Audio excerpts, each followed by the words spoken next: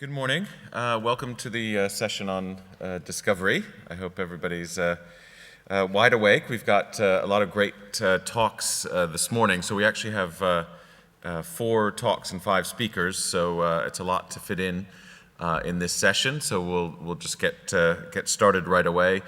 Just to say, I wanted to put a plug in for the UKSG Research and Innovation Committee, which I chair. It's a small committee, but its remit is to look at research and developing best practices guidelines. Over the years, UKSG has been involved in a number of initiatives that have been important for the industry: Counter, KBART, Transfer, numerous other projects, and we'll be hearing about one of the research studies this morning. So if anybody's actually interested in participating in the Research and Innovation Committee, as I said, it's small, but we would consider that favorably. So get in touch with me, anybody who's interested. But having said that, let's get started. First up, we'll have hear from both Michael Levine-Clark from the University of Denver and John McDonald from the University of Southern California on their large-scale study, discovery or displacement. So, hand over to Michael.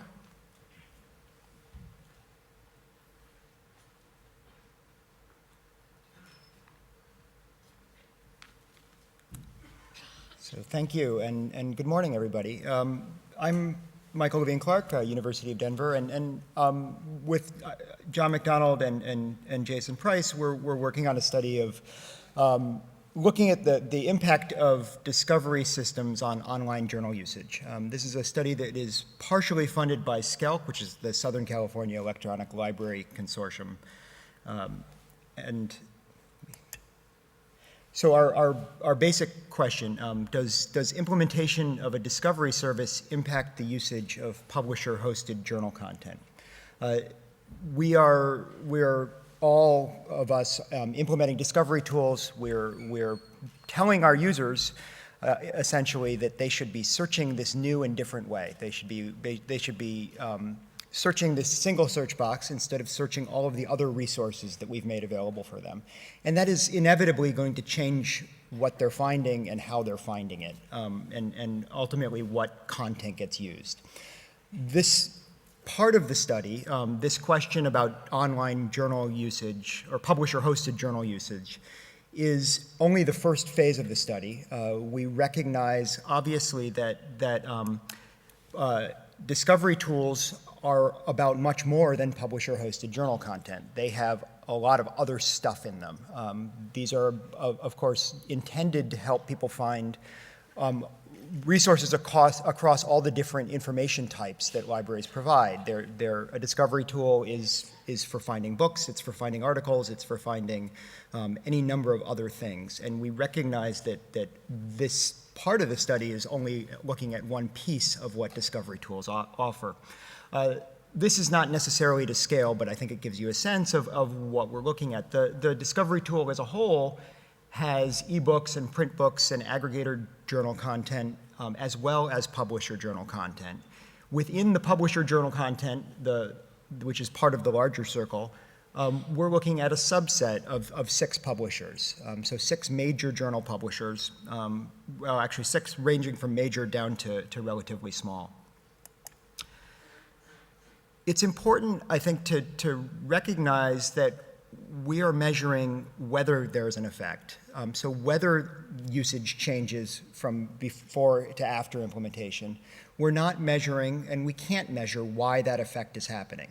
So it's interesting to speculate about why usage might change after implementation, but that's not what this sort of a study can do. This sort of study can tell you whether, with real confidence, statistically significant changes are happening before and after implementation. We can then use this sort of study to begin to speculate, but we're not at the point yet where we're asking or even answering that why question. We're looking at 4 major discovery tools: Ex Libris Primo, EBSCO's EDS, Summon from Serial Solutions, and WorldCat Local. And So from there, we're going to go in and take a look at the data set that we've put together.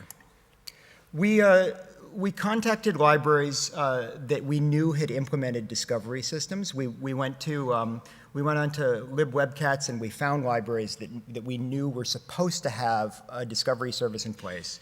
We then constructed a survey, sent it to these libraries, asked them if they actually had implemented that discovery service. Some of them had not. We asked the implementation date down to the month because it's really important for us to have a before and after date that we can be confident in. Asked for the search box location. We wanted to look at libraries that had the search box on their main page of their website. And we asked about what sort of marketing effort they had put in place. We got approval from 149 libraries, and from that group, we selected 33 libraries for this phase of the study. And that's 6 libraries for each of the 4 major discovery tools, and then 9 control libraries that we knew had not implemented a discovery tool during this time period. So they may have implemented a discovery tool since, but we were able to look at before and after usage for libraries that didn't have a discovery tool as a control group. The data set, we have 33 libraries again. 28 of them are from the US, 2 from Canada, and then 1 each from the UK, from Australia, and from New Zealand. I think importantly, they're all English-speaking libraries. Using WorldCat as a proxy for size, you can see that their average holdings are about 1.1 million volumes, but they range down to the smallest library is about 300,000 volumes, and the largest is about 2.6 million. Most of the discovery tools, or the libraries with a discovery tool, implemented that tool in 2011, some in 2012, and a couple in 2010. We have data from 6 publishers, and across those publishers, there are 9,206 journals that we were able to look at. We have 163,000 observations of journal usage before and after. What that means essentially is the interplay between library and publisher. So 33 libraries, 6 publishers, 9,206 journals, so 33 libraries times 9,206, you get the number of observations we have. We compared counter JR1 usage before and after. So this is total full-text article views, before implementation and after implementation. The implementation month is the end of year 1. So we don't know the specific date, we only know the month. So the month is part of year 1, and then we look at year 2 afterwards. And it doesn't matter which date it is, it's not a calendar year, it's a month to month. You can see that the publishers range in size. 36% of our observations were from the largest publisher, 2% of our observations were from the smallest publisher, and you can see the range in between. Across the 5 sets of data, so the first 4 are the discovery services, and the last is the control group with no discovery service. You can see the average number of journals at each institution, and the overall size and spread of the institutions at each of these. You can see that Primo is the largest group, larger actually than the control group even in terms of average size, followed by Summon, which is almost exactly the same size as the control group in terms of average size.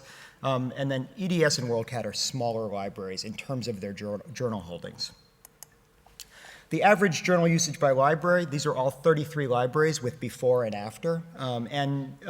Most of them went up.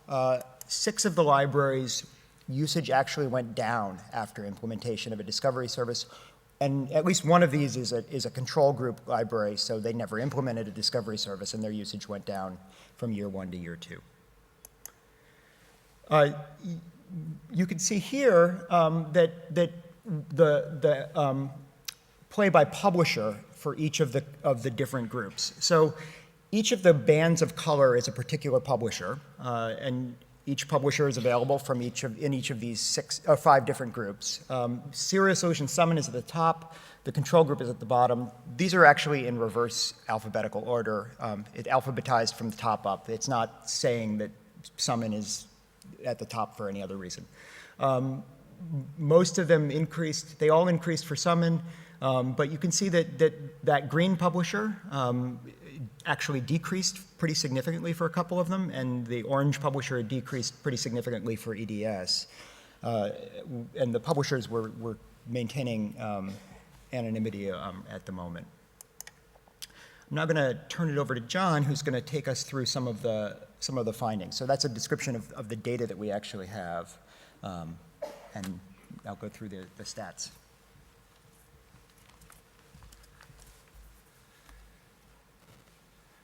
Thank you. Good morning. My name is John McDonald. I'm from the University of Southern California, and it's my unenviable task to explain the statistics that we used in our study.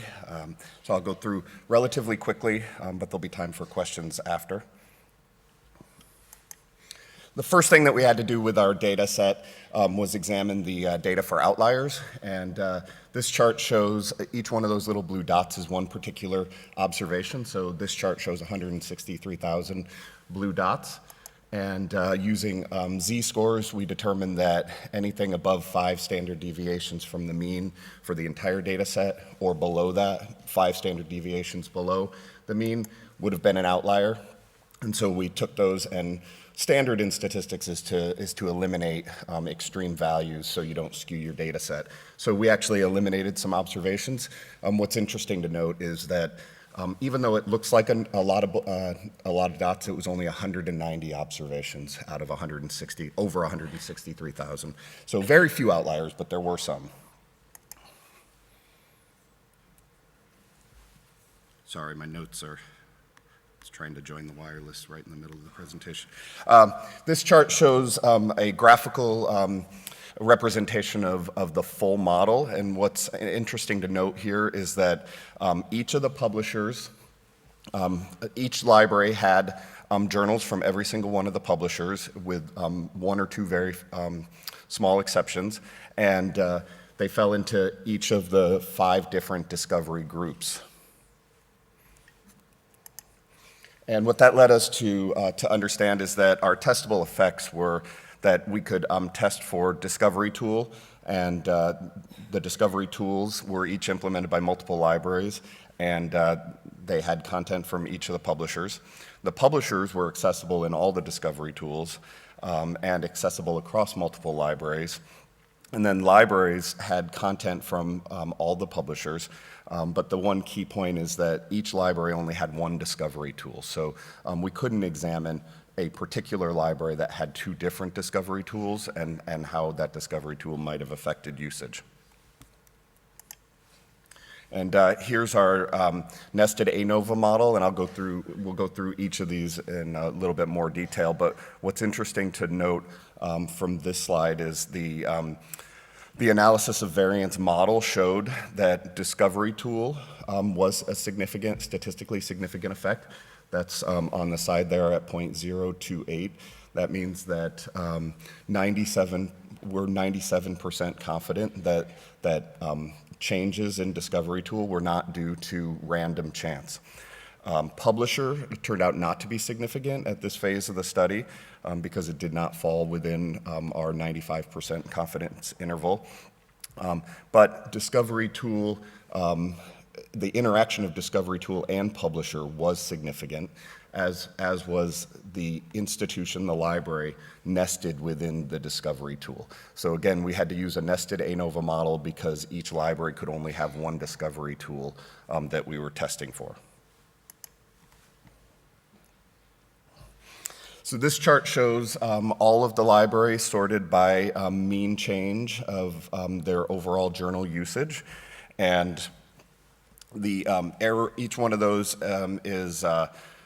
has two standard errors. Those are the bars around the circle, and it appears that a few of the libraries didn't see an increase. They actually decreased. And a few of the libraries to the far right saw increases much greater than what would have been the overall mean.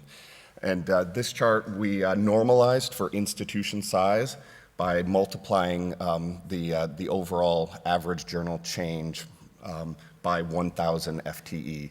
So it's important to note that because of the large number of observations and the nature of journal usage, some of the effects showed very, very tiny numbers, but then once you account for the total number of students or students, faculty, and graduate students at an institution, you get up into 1 or 2 or 3 downloads per journal more as an increase or a decrease, depending on what it was. So here you'll see that many of them clustered around the 0 to a half of a download increase over that after time period.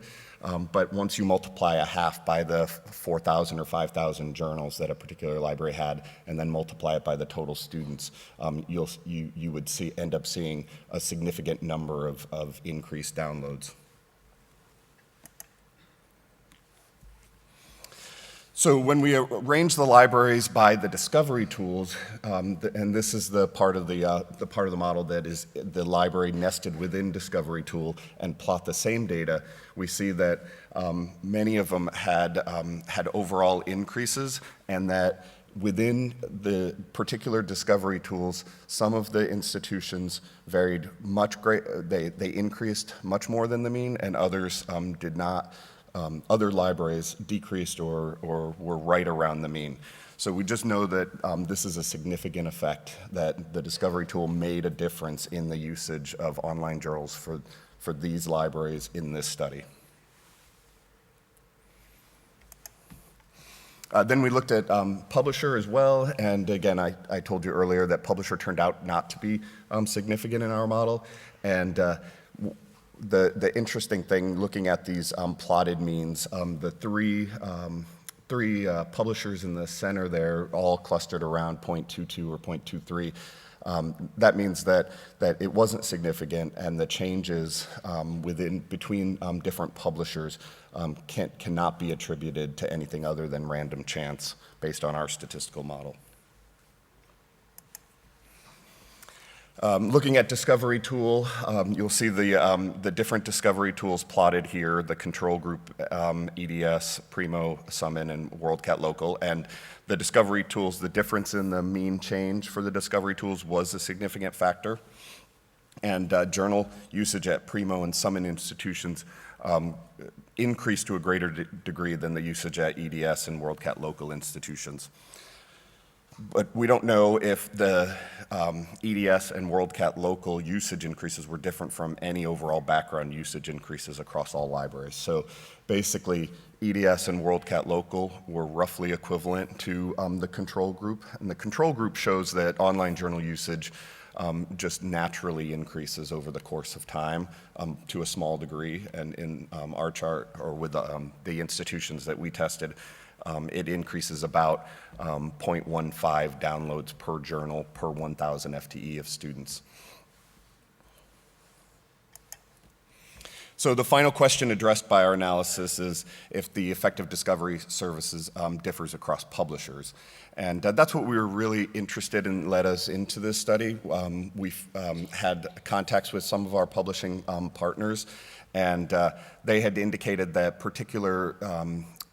the implementation of particular discovery tools was affecting them positively or negatively, and many of them didn't have any explanation for why that would occur. So that led us into trying to figure out, is there something maybe a particular publisher is doing that is helping them with a particular discovery tool with their usage, or hurting them? And in this analysis, you need to just look at the shape of the lines that we've plotted here. And you would ask a question of whether these lines differ in shape. And again, this is the power of inferential statistics, because it's really a judgment call as to whether each of these lines is more similar or more different.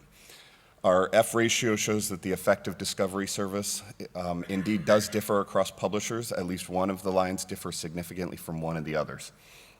And it's interesting to note that the mean usage change was less than or equal to 0 for at least one publisher journal, one publisher's sets of journals for each discovery system. So our question about whether we could detect differences between discovery services, publishers, and our libraries, the answer for a library is yes. Discovery services do affect libraries differentially. For publishers, at least with the publishers in our study right now, the answer is no. And for discovery service, yes. So the different discovery services did affect libraries differentially.